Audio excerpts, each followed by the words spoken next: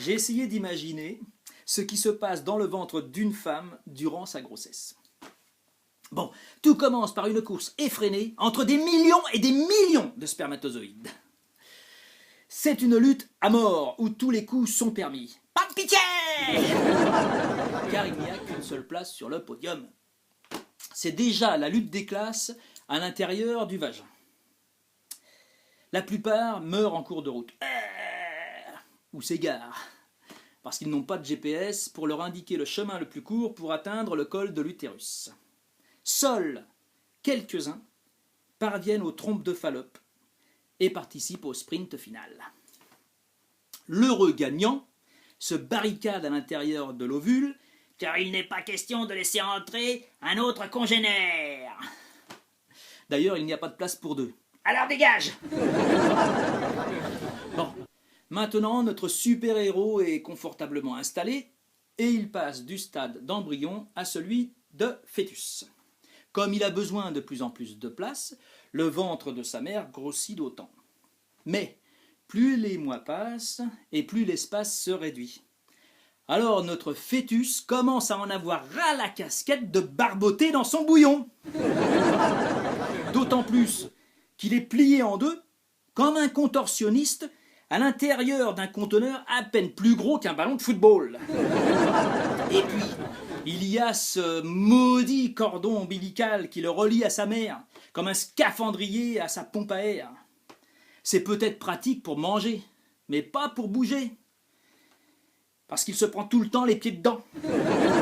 Alors il commence à se dire que ça va être sacrément durail de patienter 9 mois là-dedans avant de pouvoir sortir. Donc, il commence à gesticuler pour manifester son irritation. Et la future maman s'émerveille de le voir bouger dans son ventre. Ah oui, c'est pas facile d'être un fœtus, car il est contraint de supporter tous les faits et gestes de sa mère. Quand elle fait le ménage, par exemple, il est ballotté dans tous les sens et ça lui file le mal de mer. Un déplacement dans un ascenseur et ça lui donne des hauts le cœur. Une virée en voiture lui donne la nausée. Et si papa fait un câlin à maman, il est secoué comme la pulpe au fond d'une bouteille d'orangina. Chaque jour, il doit lutter pour sa survie. Car si sa mère est allongée du mauvais côté, il a intérêt de lui balancer des grands coups dans l'estomac pour qu'elle change de position s'il ne veut pas finir ratatiné comme une crêpe. Et quand le jour de la délivrance approche, il doit se retourner pour avoir la tête en bas. Vous imaginez son calvaire? La tête en bas, pendant des jours et des jours. Mais ce n'est pas tout. Quand sa mère perd les os, il doit encore se cramponner de toutes ses forces pour ne pas être éjecté à l'extérieur.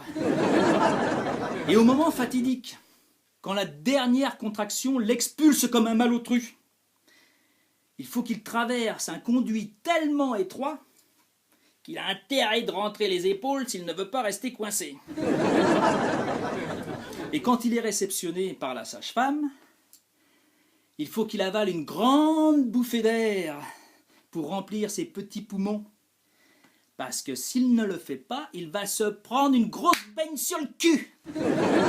Ah, pas étonnant qu'il chiale, à peine sorti du ventre de sa mère après tout ce qu'il a subi. La délivrance, croyez-moi, c'est la sienne. Quand je pense qu'on a tous vécu ça, tous. Bon, sauf ceux qui sont nés par césarienne. Mais ne croyez pas que ça a été plus facile pour eux, parce qu'ils ont vécu un traumatisme bien plus grand. Imaginez notre fœtus, bien peinard, qui refuse de sortir. Soudain, on ouvre le ventre de sa mère par effraction, et on vient l'extirper de son bain contre son gré. Ah, croyez-moi, il n'y a pas besoin de lui foutre une claque sur le cul, hein, parce qu'il a tellement les chocottes qu'il braille comme un macaque émasculé. Heureusement, il n'est pas rancunier et il ne dépose pas plainte.